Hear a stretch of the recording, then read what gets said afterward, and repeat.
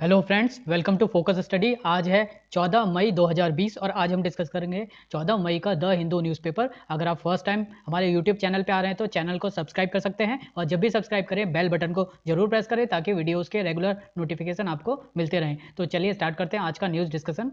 आज की first news है major stimulus package for MSME. यहाँ पर एक स्टिमुलस पैकेज की बात की जा रही है जो प्राइम मिनिस्टर के द्वारा अनाउंस किया गया था। करीब 20 लाख करोड़ का ये पैकेज होगा जो अलग अलग सेक्टर्स में पैसे की जो फ्लो है, मनी सप्लाई है, उसको इंक्रीज़ करने के लिए लाया जाएगा। इस 20 लाख करोड़ में से करीब 50% का जो अमाउंट है वो ऑलरेडी दिया जा रहा है पिछले 3 महीने से अलग अलग स्कीम के तहत। फाइनेंस मिनिस्टर के द्वारा बार बार जो अनाउंसमेंट किए गए लॉकडाउन से जितने लोग इम्पैक्ट हैं उनको थोड़ी राहत देने के लिए, और आरबीआई ने जो टाइम टाइम पे अलग अलग ऑपरेशन करके मार्केट में पैसे डालने की कोशिश की, उसका 50% ऑलरेडी वो अमाउंट है और करीब 50% जो अमाउंट है उसकी डिटेल्स बताई गई यहाँ पर फाइनेंस मिनिस्टर के द्वारा। अब ये क्या क्या डिटेल्स हैं ये हम थोड़ा सा देख लेते हैं शॉर्ट में। पहला है स्मॉल बिजनेस, जो एमएसएमई सेक्टर होता है, micro small and medium enterprises, उनको उस पर्टिकुलर सेक्टर को 3 लाख करोड़ की सहायता प्रदान की जाएगी फाइनेंस मिनिस्टर के द्वारा। जितने भी डोमेस्टिक फर्म हैं वो 200 करोड़ रुपए से कम के टेंडर केवल डोमेस्टिक फर्म को ही मिलेंगे। इसमें कोई भी फॉरेन कंपनी का कोई भी बिडर बिड नहीं कर पाएगा। तो यहाँ पर फाइनेंस मिनिस्टर के द्वारा कहा गया है कि जितने भी अब गवर्नमेंट की तरफ से प्रोजेक्ट होंगे 200 करोड़ से नीचे वाले, 200 करोड़ से कम जिनकी अमाउंट है, उसमें केवल डोमेस्टिक कंपनीज़ को ही प्रेफर किया जाएगा। ये एमएसएमई सेक्टर को इन 2 पॉइंट्स के थ्रू राहत देने की कोशिश की जाएगी। एम्प्लॉयज़ और टैक्स पेयर के लिए जो पीएफ कंट्रीब्यूशन का एक एक्स्ट्रा अमाउंट होता है उसको 3 महीने के लिए कम कर दिया गया है। ये जो अमाउंट था 24% था सैलरी का, उसको 20% कर दिया गया है, 24% से 20% तक। पीएफ एम्प्लॉय और एम्प्लॉयर दोनों के द्वारा एम्प्लॉय की सैलरी से डिडक्ट किया जाता है। इसमें एम्प्लॉय का खुद का सैलरी का भी कंट्रीब्यूशन होता है और एम्प्लॉयर, जो भी कोई इंडस्ट्री है जिसने एम्प्लॉय को हायर किया है, वो भी अपना 12% का जो कंट्रीब्यूशन है वो डिपॉजिट करता है गवर्नमेंट के एक अकाउंट में, जिसको मोस्टली रिटायरमेंट के लिए मेजर एक सेविंग माना जाता है। तो पीएफ में जो एम्प्लॉय का कंट्रीब्यूशन है उसको भी कम किया गया है, एम्प्लॉयर का कंट्रीब्यूशन है उसको भी कम किया गया है। टोटल कंट्रीब्यूशन अब 20% होगा। इसके साथ ही साथ इनकम टैक्स रिटर्न की डेडलाइन भी एक्सटेंड कर दी गई है नवंबर 2020 तक। तो थोड़ी सी राहत देने की कोशिश की गई है इनकम टैक्स, जो भी इनकम टैक्स फाइल करते हैं सैलरीड क्लास, उनके लिए। इंफ्रास्ट्रक्चर प्रोजेक्ट में कुछ इंफ्रास्ट्रक्चर प्रोजेक्ट की डेडलाइन बढ़ा दी गई है। जो पावर सेक्टर की पीएसयूज़ हैं उनके लिए 90,000 करोड़ का लोन की एक अलग से व्यवस्था की गई है। अब जितने भी पावर कंपनीज बहुत ज़्यादा स्ट्रेस में हैं लिक्विडिटी के कारण, पैसों की कमी के कारण, उनको ये लोन ईजिली प्रोवाइड करवाया जाएगा। फाइनेंशियल सेक्टर में बात करें तो एनबीएफसी सेक्टर बहुत ज़्यादा दिक्कत में और बहुत ज़्यादा चैलेंजेस फेस कर रहा है पिछले कुछ सालों से, 3-4 साल से। इसीलिए इस सेक्टर को बैंकों के ऊपर प्रेफरेंस देके 45,000 करोड़ का एक फ्रेश क्रेडिट गारंटी दिया गया है। 30,000 करोड़ की एक स्पेशल लिक्विडिटी प्रोवाइड की जाएगी micro finance companies, housing finance company और एनबीएफसी को मिला के।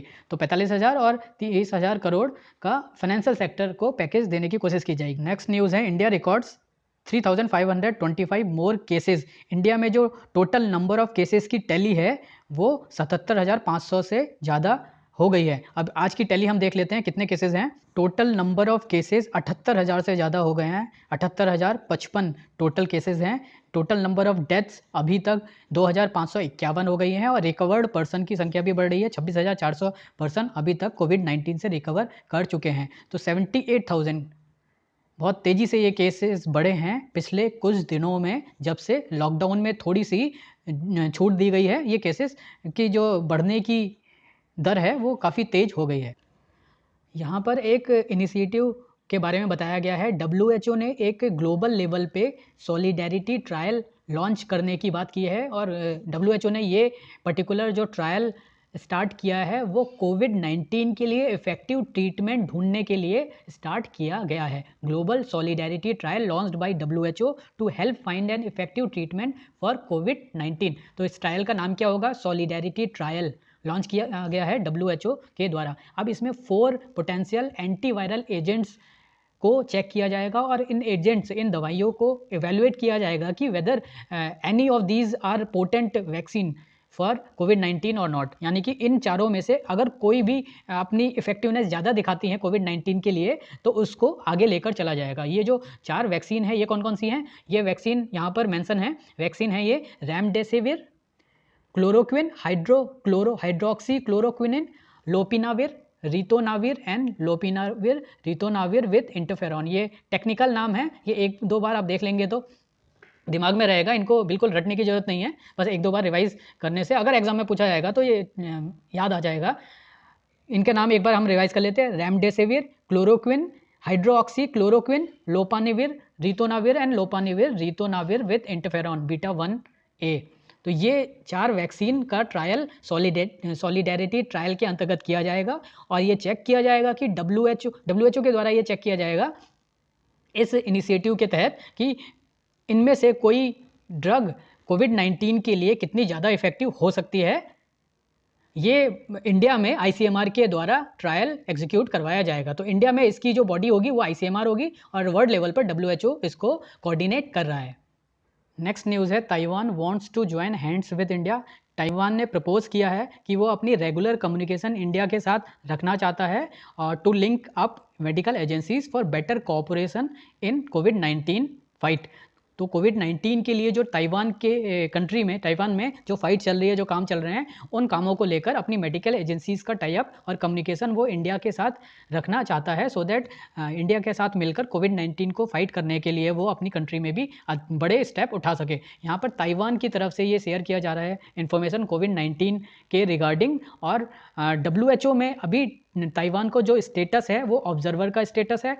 ताइवान को लेकर USA और चाइना में लगातार एक बहस बनी हुई है और इंडिया इन दोनों कंट्रीज़ के बहस में फंसने वाला है। ऐसा हमने कल भी एक आर्टिकल पढ़ा था कि इंडिया को प्रेसिडेंटशिप मिलने वाली है WHO की वर्ल्ड हेल्थ असेंबली की अगले साल के लिए, और world health assembly decision making body होती है WHO की। तो इस असेंबली में अगर इंडिया प्रेसिडेंट बनता है तो इस असेंबली में USA के द्वारा बार बार ये क्वेश्चन रेज किया जा रहा है कि ताइवान को सेपरेट कंट्री के नाम के तौर पे रजिस्टर किया जाए, लेकिन चाइना इसके अगेंस्ट है। चाइना का मानना है कि ताइवान उसका पार्ट है और चाइना अगर WHO में है तो ताइवान को एक सेपरेट एंटिटी की तरह रजिस्ट्रेशन नहीं मिलना चाहिए। तो इन दोनों कंट्रीज़ की लड़ाई में इंडिया किस कंट्री का साथ दे, ये एक बहुत बड़ा चैलेंज बन गया है। ये हमने कल पढ़ा था। ये आप देख सकते हैं वर्ल्ड मैप में ईस्ट एशिया में पड़ता है ताइवान। ईस्ट एशिया में चाइना के ईस्टर्न कोस्ट पे ये रेड मार्क कंट्री ताइवान है। ताइवान को चाइना अपना पार्ट मानता है लेकिन ताइवान खुद को एक इंडिपेंडेंट कंट्री मानता है। यहाँ पर हम ताइवान के बारे में देख लेते हैं। ताइवान का ऑफिशियल नाम है रिपब्लिक ऑफ चाइना और ये एक ईस्ट एशिया में स्थित है। ईस्ट एशिया में एक स्टेट माना जाता है ताइवान को।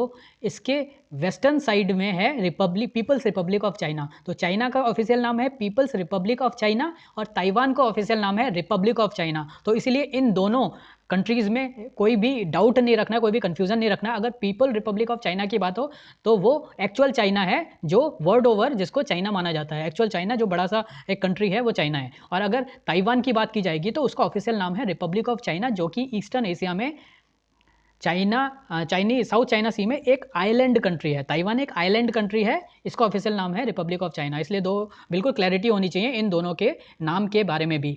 तो अगर यहाँ पर हम ताइवान की बात कर रहे हैं यानी रिपब्लिक ऑफ चाइना की बात कर रहे हैं। और लोकेशन वाइज अगर हम ताइवान को देखें तो इसके नॉर्थ वेस्ट में चाइना हो गया, people Republic of China, north west में जापान हो गया और साउथ में फिलीपींस है। तो चाइना, जापान और फिलीपींस के बीच में ये आइलैंड कंट्री है ताइवान। ताइवान का जो टोटल एरिया है करीब 35,800 स्क्वायर किलोमीटर का एरिया है। मेनली माउंटेन रेंजेस से घिरा हुआ है और प्लेन्स भी हैं इस कंट्री में। और पॉपुलेशन मेनली अर्बन पॉपुलेशन है, बहुत ज़्यादा इंडस्ट्रियलाइज है और अर्बन पॉपुलेशन के लिए ये ताइवान काफ़ी ज़्यादा डेवलप कंट्री भी मानी जाती है। इसकी जो कैपिटल है वो है Taipei. Taiwan one of the mostly densely populated state in Asia. Asia में सबसे ज़्यादा पॉपुलेशन वाली जगहों में ताइवान को माना जाता है। बहुत ज़्यादा पॉपुलस स्टेट है ये और इसकी इकॉनमी एक अच्छी लेवल की इकॉनमी है और लार्जेस्ट इकॉनमी ऐसी है ये जो यूनाइटेड नेशन में मेंबर नहीं है। ताइवान का यूनाइटेड नेशन में कोई मेंबरशिप नहीं है। चाइना वहाँ पर रिप्रेजेंट करता है और चाइना ताइवान को मेंबर नहीं बनने देना चाहता बिकॉज इसका रीज़न अभी मैंने बताया था। ताइवान को सेपरेट एंटिटी नहीं कंसीडर ताइवान को सेपरेट एंटिटी नहीं माना जाता चाइना के द्वारा, तो जहाँ जहाँ मेंबर है चाइना, उन ऑर्गेनाइजेशन में चाइना ताइवान को एंट्री करने नहीं देता, क्योंकि चाइना चाहता है कि ताइवान हमेशा चाइना के थ्रू ही रिप्रेजेंट किया जाए। पॉलिटिकल स्टेटस इसी कारण से ताइवान का बिल्कुल अनसर्टेन है। जो रिपब्लिक ऑफ चाइना यानी ताइवान है, वो यूनाइटेड नेशन का मेंबर नहीं है, और 1971 से चाइना इसका मेंबर है। Taiwan is claimed by PRC. China का मानना है ताइवान उसका पार्ट है। हालांकि ताइवान कुछ यूनाइटेड नेशन के मेंबर से अपने डिप्लोमेटिक रिलेशन रखता है। करीब 14 ऐसे मेंबर में है, 193 यूनाइटेड नेशन के मेंबर स्टेट्स में, जो डायरेक्टली ताइवान से डिप्लोमेटिक रिलेशन रखते हैं। तो पॉलिटिकल स्टेटस इसका वर्ल्ड ओवर बिल्कुल यूनिफॉर्म नहीं है, अनसर्टेन है। तो ये बात देख ली हमने ताइवान के बारे में। नेक्स्ट आर्टिकल है 3.6 million in dollar US funding to Indian labs में गेट डिलेड। अब इंडियन लैब्स लेबोरेटरी को कोविड-19 से लड़ने के लिए कुछ फाइनेंशियल हेल्प की जानी थी यूएसए के एक सेंटर के द्वारा, बट ये जो हेल्प या फाइनेंशियल हेल्प की जानी थी वो अब डिले हो सकती है। ये जो सेंटर है यूएसए का, ये है US centre for disease control and prevention, जिसने डिसाइड किया था कि करीब $3.5 मिलियन का डोनेशन वो इंडियन लेबोरेटरी और रिसर्च एजेंसीज को देगा कोविड-19 के पेंडेमिक को डील करने के लिए और उससे रिलेटेड वैक्सीन्स डेवलपमेंट के लिए। बट अभी होम मिनिस्ट्री के द्वारा इस पर्टिकुलर सेंटर को अपनी वॉच लिस्ट में रखा गया है। इंडिया की होम मिनिस्ट्री ने इस सेंटर को वॉच लिस्ट में रखा है, और यहाँ पर इस वॉच लिस्ट में आने के कारण अब बिना होम मिनिस्ट्री की परमिशन के ये सेंटर इंडिया में किसी भी लेबोरेटरी को डोनेशन नहीं दे सकता। अब ये जो मनी आना था वो कोविड-19 से लड़ने का लिए आना था, टेस्टिंग से रिलेटेड जो रिसर्च है उसके लिए जाता, मॉलिक्यूलर डायग्नोस्टिक के लिए जाता और सीरोलॉजी के लिए जाता। लेकिन गवर्नमेंट ऑफ इंडिया ने जब से ये फंडिंग होम मिनिस्ट्री के थ्रू की है, तो यहाँ पर थोड़ा डिले देखा जा सकता है। अब गवर्नमेंट की तरफ से ऐसा डिसीजन क्यों लिया गया? अगर ये टेस्टिंग फैसिलिटी बढ़ती तो ये अच्छा ही होता। यहाँ पर गवर्नमेंट का कहना है कि जो भी फंडिंग बाहर से आती है इंडिया में किसी भी टेस्टिंग लेबोरेटरी में या किसी भी ऑर्गेनाइजेशन के लिए, वो क्लियर होनी चाहिए। उसका जो पर्पज़ है वो इंडिया के बेनिफिट में होना चाहिए, इंडिया के अगेंस्ट नहीं होना चाहिए। अब ऐसी एक फंडिंग की गई थी इसी सेम सेंटर के द्वारा, और ये जो मणिपाल का सेंटर है जहाँ पर ये रिसर्च की जा रही थी पिछले साल निफा वायरस के लिए, उस वायरस को लेकर काफ़ी ज़्यादा अटकलें लगाई जा रही थी कि ये एक पोटेंशियल बायो वेपन हो सकता है। निफा वायरस एक पोटेंशियल बायो वेपन हो सकता है, बायोलॉजिकल वॉर में जो एक बड़ा वेपन बनाया जा सकता है। तो यहाँ पर क्लैरिटी ना होने के कारण और बिल्कुल जो क्लियर फंडिंग की मैकेनिज्म है वो क्लियर नहीं थी, जिस कारण से हेल्थ मिनिस्ट्री ने इस ऑर्गेनाइजेशन को, centre for disease control and prevention जो यूएसए का ऑर्गेनाइजेशन है उसे, और Manipal centre for virus research को, दोनों को ये बोला था कि अपनी जो रिसर्च है उसको इमीडिएटली शट डाउन कर दें, और उसी कारण से ये जो डिसीजन है वो लिया गया है। नेक्स्ट न्यूज़ है huge loss for 21 major states. India में 21 स्टेट्स ऐसे हैं जिनको लॉकडाउन के कारण एक बहुत बड़ा लॉस देखने को मिला है। करीब 97,100 करोड़ रुपए का लॉस केवल अप्रैल के महीने में देखा गया है इन 21 स्टेट्स के द्वारा। लॉकडाउन की वजह से जो रेवेन्यू लॉस हुआ है, ये जो डेटा है ये India rating and research Fitch group के द्वारा दिया गया है। यहाँ पर जो लॉस है इकोनॉमी पॉइंट ऑफ व्यू से यूनियन के लिए भी है, यानी सेंट्रल गवर्नमेंट के लिए भी है और स्टेट गवर्नमेंट्स के लिए भी है। दोनों अभी इस लॉस से जूझ रहे हैं, और ये जो स्ट्रगल हो रहा है ये कैश इनफ्लो जो दोनों गवर्नमेंट्स को आता है वो इकोनॉमिक एक्टिविटी ना होने की वजह से ये इनफ्लो ऑलमोस्ट बंद हो गया है। इसमें सबसे ज़्यादा जो इम्पैक्ट है वो स्टेट को पे पड़ा है। स्टेट ने सबसे ज़्यादा इसका खामियाजा भुगता है, बिकॉज स्टेट को सबसे ज़्यादा प्रॉब्लम देखने को मिली है।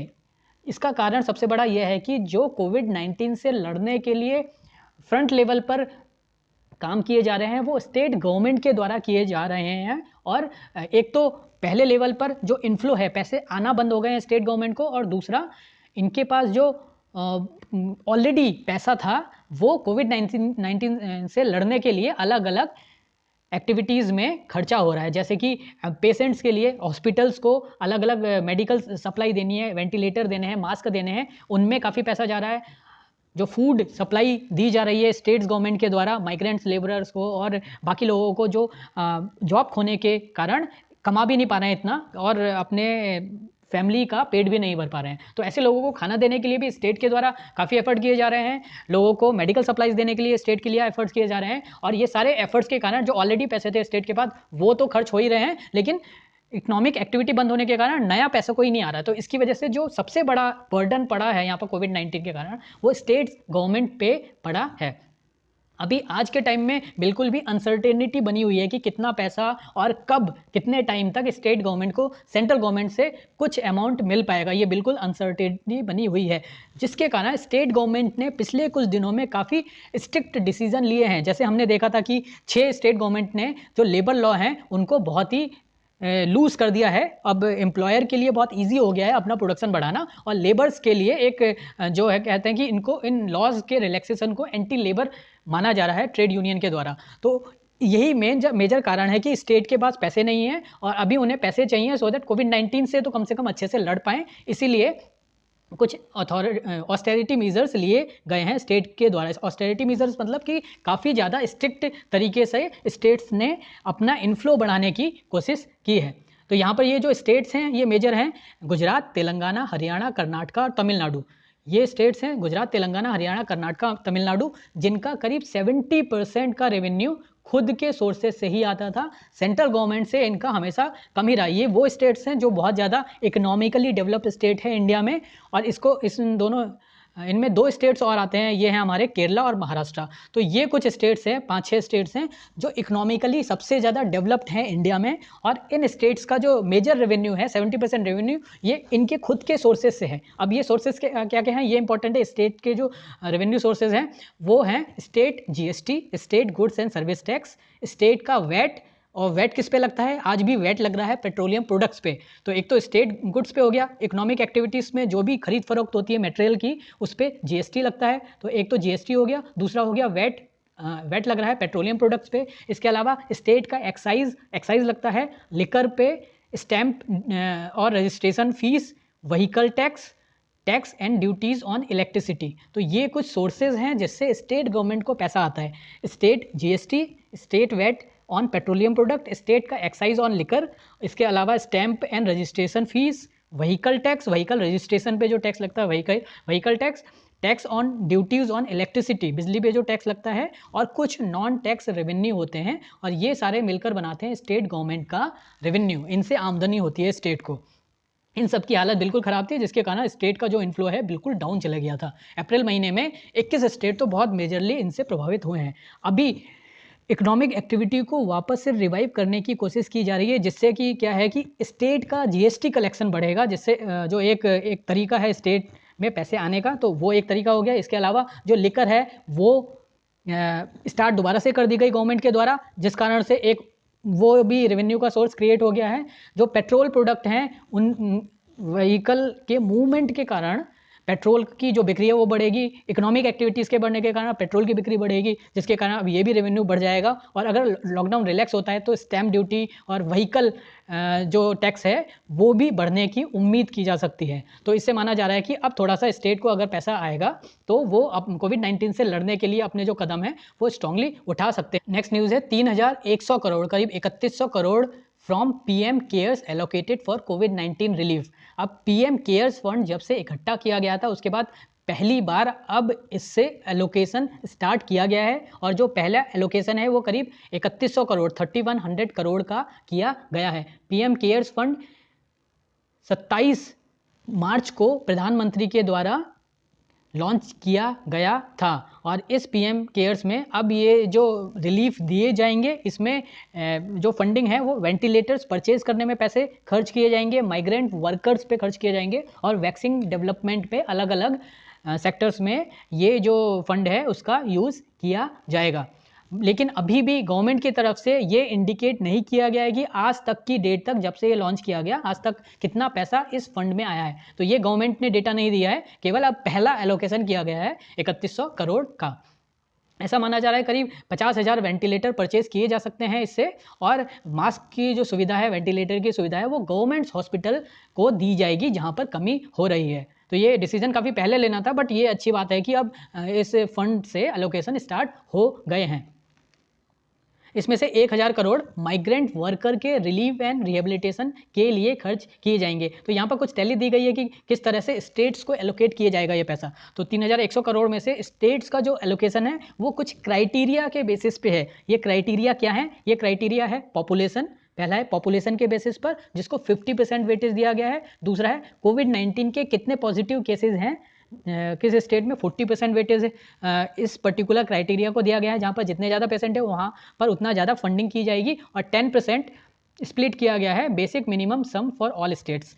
10% में से सारे स्टेट्स को बराबर दिया जाएगा। और मेजर जो इफेक्ट है वो पॉपुलेशन और कोविड-19 के जो पेशेंट्स हैं उनकी काउंट पर दिया जाने वाला है ये पैसा। ये जो पैसा है ये डिस्ट्रिक्ट एडमिनिस्ट्रेशन के पास पहुंचाया जाएगा। और इस चेन में किसको लिंक किया जाएगा? State disaster relief commissioner. तो स्टेट डिजास्टर मैनेजमेंट अथॉरिटी के थ्रू ये पैसा डिस्ट्रिक्ट एडमिनिस्ट्रेशन में पहुँचाया जाएगा। उसके बाद उनके द्वारा जो ये वेंटिलेटर और मास्क और माइग्रेंट वर्कर्स को रिलीफ पहुंचाने की बात है वो आगे बढ़ाई जाएगी। तो यहाँ जो भी मनी है वो प्रिंसिपल साइंटिफिक एडवाइज़र के सुपरविज़न में स्पेंड किया जाना है। प्रिंसिपल साइंटिफिक एडवाइज़र एक तरह से पूरी जो प्रोसेस है उसको सुपरवाइज करेंगे। पीएम केयर फंड के जो चेयरमैन हैं वो हैं प्राइम मिनिस्टर। तो प्राइम मिनिस्टर इस फंड को मेनली मॉनिटर करते हैं। यहाँ पर हम पीएम केयर्स फंड के बारे में देख लेते हैं। पीएम केयर्स फंड का पूरा नाम है prime ministers citizen assistance and relief in emergency situation fund, PM cares. इसको क्रिएट किया गया था 28 मार्च 2020। 28 मार्च 2020 को क्रिएट किया गया था after covid pandemic in India. इस फंड का यूज़ कहाँ कहाँ किया जाना है? For combating containment and relief efforts against corona virus outbreak and similar pandemic like situation in India. एक तो कोरोना वायरस के टाइम में हम इसका यूज़ कर रहे हैं, इसके अलावा भी अगर कोई ऐसी पेंडेमिक की कंडीशन इंडिया में बनती है तो ऐसी कंडीशन में पीएम केयर्स फंड का फ्यूचर में भी यूज़ किया जाएगा। प्राइम मिनिस्टर चेयरमैन है इस ट्रस्ट के। इसके अंतर्गत एक ट्रस्ट बनाया गया है जिसके हेड है प्राइम मिनिस्टर। और बाकी मेंबर कौन कौन है? बाकी मेंबर हैं डिफेंस मिनिस्टर, होम मिनिस्टर और फाइनेंस मिनिस्टर। तो prime minister, defence minister, home minister, finance minister, ये 4 लोग फंड को अभी मैनेज कर रहे हैं। इस फंड के द्वारा माइक्रो डोनेशंस भी एक्सेप्ट किए जा रहे हैं। Micro donation as low as 10 rupees भी एक्सेप्ट किए जा रहे हैं इस पर्टिकुलर फंड के द्वारा। और जो भी इंडस्ट्री इस फंड में अपना डोनेशन देंगी उनको टैक्स एग्जम्पशंस दिए गए हैं। इवन जो CSR कॉर्पोरेट सोशल रिस्पॉन्सिबिलिटी के अंतर्गत डोनेशन दिए जाते हैं वो भी इस फंड में आने वाले डोनेशंस को उसकी सुविधा भी दी जाएगी। तो PM cares fund prime minister के लिए कोविड-19 कंडीशन के लिए क्रिएट किया गया था, इसलिए ये इम्पॉर्टेंट है। और अब पहला एलोकेशन इसके द्वारा किया गया है 3100 करोड़ रुपीस का। नेक्स्ट न्यूज़ है army proposes 3 year stint for civilians. Army के द्वारा एक नया प्लान प्रपोज किया गया है जिसमें आर्मी के द्वारा टूर ऑफ ड्यूटी के बारे में बताया गया है। आर्मी ने एक प्रपोजल दिया है अपना, उसमें आर्मी का कहना है कि एक लिमिटेड नंबर ऑफ वैकेंसीज़ के लिए, और ये वैकेंसीज ऑफिसर्स और बाकी स्टाफ की जाएगी आर्मी के द्वारा 3 साल के लिए। और इस पर्टिकुलर वैकेंसी को टूर ऑफ ड्यूटी नाम दिया गया है या शॉर्ट सर्विस के नाम से इसको बोला जाएगा। ये एक ट्रायल बेसिस पर स्टार्ट किया जाना है। अगर ये पर्टिकुलर प्रपोजल एक्सेप्ट किया जाता है गवर्नमेंट के द्वारा तो इसके थ्रू आर्मी एक सिग्निफिकेंट रिड्यूस करेगा अपना एक्सपेंडिचर। आर्मी की तरफ से एक बड़े लेवल पे अपना एक्सपेंडिचर रिड्यूस किया जा सकेगा और जो भी एक्स्ट्रा फंड बचेगा उससे आर्मी का मॉडर्नाइजेशन किया जाएगा। अब ये जो रिडक्शन होगा वो कैसे होगा? वो इस तरह होगा कि जो भी सैलरीज दी जाती हैं आर्मी के द्वारा अपने ऑफिसर्स को, बाकी स्टाफ को, उन सैलरीज और उन एक्सपेंडिचर में काफ़ी कमी आने वाली है अगर ये प्रपोजल इम्प्लीमेंट किया जाएगा तो। और ये जो प्रपोजल है वो वॉलेंट्री बेसिस पे होगा, यानी जो लोग आर्मी को ज्वाइन करना चाहते हैं वो लोग ज्वाइन कर सकते हैं। ये एक वॉलेंट्री होगा और इसमें आर्मी के जो क्राइटेरिया हैं उनको डाइल्यूट नहीं किया जाएगा, यानी कि बेसिक मिनिमम क्राइटेरिया जो भी आर्मी में सिलेक्शन के लिए होता है उन क्राइटेरिया को मेंटेन करके वॉलेंट्री बेसिस पे ये 3 साल का टूर ऑफ ड्यूटी स्टार्ट किया जाएगा। इसमें जो ओवरऑल पर्पस है आर्मी का, एक तरह से इंटर्नशिप या टेम्परेरी एक्सपीरियंस प्रोवाइड करेगा ये यूथ को जो एक तरह से आर्मी में जाना चाहते थे लेकिन किसी कारणवश जा नहीं पाए, और आर्मी की ट्रेनिंग के बाद अगर वो वापस कॉर्पोरेट सेक्टर में जाते हैं तो उनके जो सैलरीज हाइक हैं वो भी एक अच्छी तरीके से हो सकते हैं। अब आर्मी का कहना है कि इस पूरी प्रोसेस से करीब 11,000 करोड़ रुपए बचाए जा सकते हैं अगर 1,000 जवान आर्मी इस प्रोसेस से टूर ऑन ड्यूटी की प्रोसेस से रिक्रूट करता है तो 11,000 करोड़ रुपए आर्मी बचा सकती है, और इन 11,000 करोड़ रुपए का यूज़ मॉडर्नाइजेशन के लिए किया जाएगा। जो भी इंडिविजुअल ऑप्ट करेंगे उनके लिए एक ये ट्रेनिंग जो होगी उनके आगे के करियर के लिए भी काफ़ी अच्छी प्रूव हो सकती है, ऐसा आर्मी का मानना है। यहाँ पर लास्ट 5 साल में अगर हम देखें तो आर्मी का जो बजट है ये काफ़ी बड़ा है। आर्मी का बजट करीब 68% बढ़ गया है। उसमें से जो सैलरी का अमाउंट है वो 75% बढ़ा है, और जो आर्मी के लोग पेंशन लेते हैं उनमें 146% की वृद्धि हुई है। तो ये जो इंक्रीमेंट है ये काफ़ी मेजर है, और इस इंक्रीमेंट को कम करने के लिए अब टोटल स्टाफ जो है वो एक टेम्प्रेरी बेसिस पे रखने का प्लान कर रही है आर्मी, एक इंटर्नशिप बेसिस पे, टेम्प्रेरी बेसिस पे, और इसके कारण से एक बड़ा बजट सेव किया जा सकता है और उसका यूज़ मॉडर्नाइजेशन के लिए किया जाता है। ये प्लानिंग है आर्मी की। तो ये जो पर्टिकुलर प्रोसेस है इसका नाम है tour on duty, tour of duty, ये इंपॉर्टेंट है। Tour of duty propose for 3 years by army. Next news है नेपाल के बारे में। Nepal can let India use link road, ऐसा कहना है नेपाल के prime minister KP Sharma Oli का। नेपाल के प्राइम मिनिस्टर ने बोला है, और ये जो कंट्रोवर्सी है वो काफ़ी दिन से इंडिया और नेपाल के बीच चल रही है। इंडिया में डिफेंस मिनिस्टर के द्वारा एक रोड स्टार्ट की गई जो कैलाश मानसरोवर की यात्रा की जो टोटल टाइम ड्यूरेशन है उसको कम करती है। तो करीब 3 हफ्ते से 1 हफ्ते तक कैलाश मानसरोवर का जो ट्रैवल पीरियड है वो कम कर दिया गया। और ये जो पर्टिकुलर रोड है ये बीआरओ के द्वारा बनाई गई थी, जो कालापानी रीजन्स के लिपुलेक पास से होकर चाइना में कैलाश मानसरोवर तक जाती है। अब चाइना का ये जो रूट है वो काफ़ी इंडिया के लिए तो शॉर्ट हो गया, लेकिन नेपाल के तरफ से काफ़ी स्ट्रॉन्ग ऑब्जेक्शन देखने को मिला है, बिकॉज नेपाल इस रीजन को जहाँ से ये रोड जाती है कालापानी रीजन उसको अपनी टेरिटरी मानता है। अगर हम यहाँ पर देखें तो ये जो ट्राई जंक्शन है इंडिया का, चाइना का और नेपाल का, वहाँ पर ये कालापानी रीजन स्थित है, और इस कारण से ये न्यूज़ में है। नेपाल के प्राइम मिनिस्टर ने बोला है कि नेपाल इंडिया को इस रोड यूज़ करने के लिए अलाउ कर सकता है, लेकिन नेपाल अपनी जो डिमांड है कालापानी रीजन के लिए वो नहीं छोड़ेगा, और अगर नेपाल की टेरिटोरियल इंटीग्रिटी और सॉवरेनिटी प्रिजर्व रखी जाए तो नेपाल अलाउ कर सकता है। कालापानी रीजन का जो हिस्टोरिकल सिग्निफिकेंस है या हिस्ट्री है वो सगौली ट्रीटी से आती है। सगौली ट्रीटी जो 1816 में की गई थी ईस्ट इंडिया कंपनी और किंग ऑफ नेपाल के बीच। उस ट्रीटी के अनुसार महाकाली रिवर को इंडिया और नेपाल के बीच की बाउंड्री मानी जाती है। अब यहाँ पर ब्रिटिशर्स के द्वारा जो ओरिजिन है रिवर का वो क्लैरिफाई नहीं किया गया था। ये जो सगौली ट्रीटी है ये लॉर्ड हेस्टिंग के टाइम हुई थी। 1816 में लॉर्ड हेस्टिंग इंडिया के गवर्नर जनरल थे और उनके टाइम सगौली ट्रीटी की गई थी ईस्ट इंडिया कंपनी के द्वारा। नेक्स्ट न्यूज़ है आर्कियोलॉजिकल सर्वे के बारे में। Archaeological survey of India gets new chief. Archaeological survey of India के जो नए चीफ बने हैं उनका नाम है वी विद्यावती। वी विद्यावती एक आईएएस ऑफिसर हैं जो कर्नाटका कैडर के आईएएस ऑफिसर हैं। इनको नया चीफ बनाया गया है आर्कियोलॉजिकल सर्वे ऑफ इंडिया का। इस पोस्ट के बाद वो एक एडिशनल सेक्रेटरी की तरह भी काम करेंगी गवर्नमेंट ऑफ इंडिया के लिए, और ये जो पर्टिकुलर अपॉइंटमेंट है ये अपॉइंटमेंट कमिटी ऑफ कैबिनेट के द्वारा किया जाता है, जिसको हेड करते हैं प्राइम मिनिस्टर ऑफ इंडिया। तो आर्कियोलॉजिकल सर्वे ऑफ इंडिया की नई हेड बनी है miss Vidyavati, 91 batch IAS officer of Karnataka cadre. यहाँ पर आर्कियोलॉजिकल सर्वे ऑफ इंडिया की बात की गई है तो इसके बारे में कुछ डिटेल्स देख लेते हैं। Archaeological survey of India Indian government की एजेंसी है और ये मिनिस्ट्री ऑफ कल्चर के अंतर्गत अपना काम करती है। ये मेनली रिस्पॉन्सिबल है आर्कियोलॉजिकल रिसर्च के लिए, और जो भी हमारे कंट्री में इंडिया में कल्चरल मोन्यूमेंट्स हैं उनके कंजर्वेशन और प्रिजर्वेशन से रिलेटेड काम भी इसी के द्वारा किए जाते हैं। यानी कि कल्चरल मोन्यूमेंट्स का कंजर्वेशन कैसे किया जाए, इनका प्रिजर्वेशन किस तरह से किया जाए, आर्कियोलॉजिकल रिसर्च कैसे आगे बढ़ानी है, ये सारे काम मिनिस्ट्री ऑफ कल्चर के अंतर्गत आर्कियोलॉजिकल सर्वे ऑफ इंडिया ही देखता है। इसको एस्टेब्लिश किया गया था 1861 में। अब 1861 में कौन से गवर्नर जनरल के टाइम में इसको एस्टेब्लिश किया गया था? 1861 में लॉर्ड कैनिंग के टाइम में ये जो पर्टिकुलर ऑर्गेनाइजेशन है इसको एस्टेब्लिश किया गया था लॉर्ड कैनिंग के द्वारा।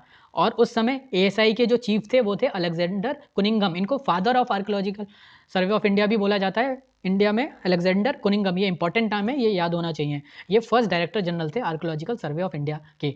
हेडक्वार्टर है इसका नई दिल्ली में, कैपिटल में। वर्ल्ड पेज पे यहाँ पर ताइवान के बारे में दे रखा है, ये हम ऑलरेडी देख चुके हैं। एक पर्टिकुलर लोकेशन के बारे में यहाँ पर बताया गया, वेस्ट बैंक ये काफ़ी न्यूज़ में रहता है। हम लोकेशन देख लेते हैं वेस्ट बैंक की। ये यहाँ पर इज़राइल का मैप है। अगर हम गल्फ़ कंट्री और मेडिटेरेनियन सी का बीच का पार्ट देखें तो यहाँ पर इज़राइल ये जो कंट्री है इसमें ग्रीन मार्क से जो टेरिटरी है ये है वेस्ट बैंक। वेस्ट बैंक के ईस्टर्न साइड में जॉर्डन है। जॉर्डन रिवर जाती है जो डेड सी से मिलती है, तो जॉर्डन रिवर के नीचे डेड सी है। ये ईस्टर्न साइड की बाउंड्री बनाती है वेस्ट बैंक की, और जो ग्रीन मार्क एरिया दिखा रहा है वो पूरा इजराइल से कवर है। यानी कि 3 साइड से वेस्ट बैंक इजराइल से कवर है, इजराइल से घिरा हुआ है, और ईस्टर्न साइड में जॉर्डन से अपनी बाउंड्री बनाता है। ये काफ़ी डिस्प्यूटेड एरिया है। इजराइल और पैलेस्टीन के 1967 में जो एक वॉर हुआ था उस समय इजराइल के द्वारा ये पर्टिकुलर एरिया ऑक्यूपाई कर लिया गया, तब से ये इजराइल के अधिकार में ही है। इसके लेफ्ट साइड में अगर हम वेस्टर्न साइड की बात करें तो यहाँ पर आप देख सकते हैं गाज़ा स्ट्रिप दी गई है यहाँ पर, और मेडिटेरियन सी इसके वेस्टर्न साइड में है। मेडिटेरेनियन सी ये दिख रहा है, यहाँ पर है इजिप्ट के ईस्टर्न साइड में इजराइल, जॉर्डन, और अगर हम नॉर्थ साइड देखें इजराइल की तो यहाँ पर है गोलान हाइट। ये पर्टिकुलर एरिया भी काफ़ी ज़्यादा फेमस है, इसको भी इजराइल ने ऑक्यूपाई कर रखा है। तो ये जो 3 लोकेशन है इजराइल में, ये काफ़ी ज़्यादा न्यूज़ में रहते हैं और ये मालूम होना चाहिए इनकी लोकेशन। पहला हो गया गाज़ा स्ट्रिप, उसके ऊपर यहाँ पर वेस्ट बैंक, और सबसे टॉप पे है गोलान हाइट्स। तो इजराइल अपनी बाउंड्री इजिप्ट से भी टच करता है, जॉर्डन से भी टच करता है, सीरिया और इजराइल के बीच में गोलान हाइट से है, और लेबनान थोड़ी सी बाउंड्री इजराइल से नॉर्थ डायरेक्शन में टच करता है। बाकी इजराइल का वेस्टर्न साइड मेडिटेरेनियन सी से घिरा हुआ है। तो ये पूरा एरिया देख लिया हमने। ये पर्टिकुलर एरिया हमेशा न्यूज़ में रहता है, इसलिए इसकी जो लोकेशंस हैं, इसमें जो स्पेसिफिक लोकेशंस हैं वो काफ़ी एग्ज़ाम में पूछी जाती है। स्टिमुलस पैकेज डिस्कस कर चुके हैं हम, और बाकी ये थी इम्पोर्टेंट न्यूज़। और एंड करने से पहले हम आज के क्वेश्चंस देख लेते हैं। यहाँ पर 2 क्वेश्चन हैं, इन दोनों क्वेश्चन का आंसर आपको कमेंट सेक्शन में बताना है। पहला क्वेश्चन है, BPRD bureau of police research and development ने रिसेंटली फेक न्यूज़ मैनुअल से रिलेटेड गाइडलाइंस एक इशू की थी पुलिस फोर्सेज के लिए। ये किस मिनिस्ट्री के अंतर्गत अपना काम करता है? Ministry of defence, ministry of home, ministry of finance या ministry of law and justice? Second question है, रिसेंटली ICMR ने कोलैबोरेट किया है एक प्राइवेट कंपनी के साथ फॉर डेवलपिंग कोविड-19 वैक्सीन। कोविड-19 वैक्सीन को डेवलप करने के लिए एक प्राइवेट कंपनी के साथ कोलैबोरेशन किया गया ICMR के द्वारा। ये कौन सी कंपनी है? Ipca lab, Piramal enterprises, Bharat biotech और सीरम इंस्टीट्यूट ऑफ इंडिया। तो इन दोनों क्वेश्चन के आंसर आपको कमेंट सेक्शन में बताने हैं। तो ये था आज का न्यूज़ डिस्कशन। आई होप कि आपको पसंद आया होगा, और अगर आपको पसंद आया है तो वीडियो को लाइक करें, शेयर करें, सब्सक्राइब करें और कमेंट भी करें। Thanks for watching.